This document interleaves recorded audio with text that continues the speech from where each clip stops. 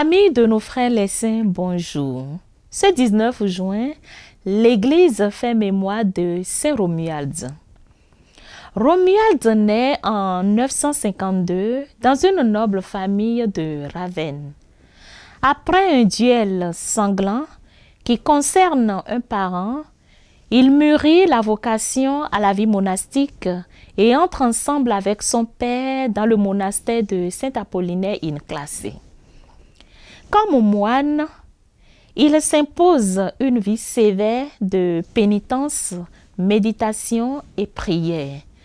Mais à cause de ses origines nobles, on l'appelle partout pour remplir des tâches ecclésiastiques et politiques.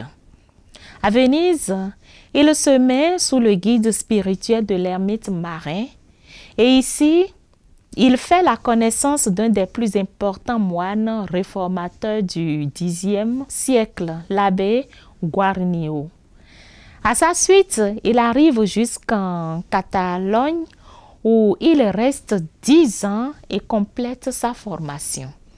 À Ravenne, en 988, Romuald renonce officiellement à la charge d'abbé et commence à voyager. La première étape est Verghereto, près de Forlì, où il fonde un monastère en l'honneur de Saint Michel Archange, mais à cause de ses rappels incessants aux moines sur la discipline et sur la morale, il est contraint à se déplacer encore. En 1001, il retourne à Saint-Apollinaire in Classe où il devient abbé. Mais ce n'est pas cette vie-là qu'il veut. Ainsi, après un an, il renonce à sa charge et part se réfugier au mont Cassin. Pendant une période, il vit dans une grotte, puis fonde un monastère à Citria, en Ombrie, et il demeure pendant 7 ans.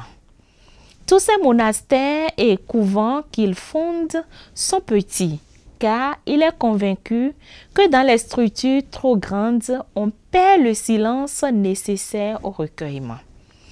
Que notre vie de foi se modèle sur celle de Saint Romuald. Dans la pénitence, la méditation et la prière, élevons notre âme vers les biens éternels. Saint Romuald, priez pour nous. Bonne fête à vous tous qui vous prénommez Romuald et à tous les heureux de ce jour. On se retrouve demain par la grâce de Dieu pour une autre découverte. Au revoir. Oh,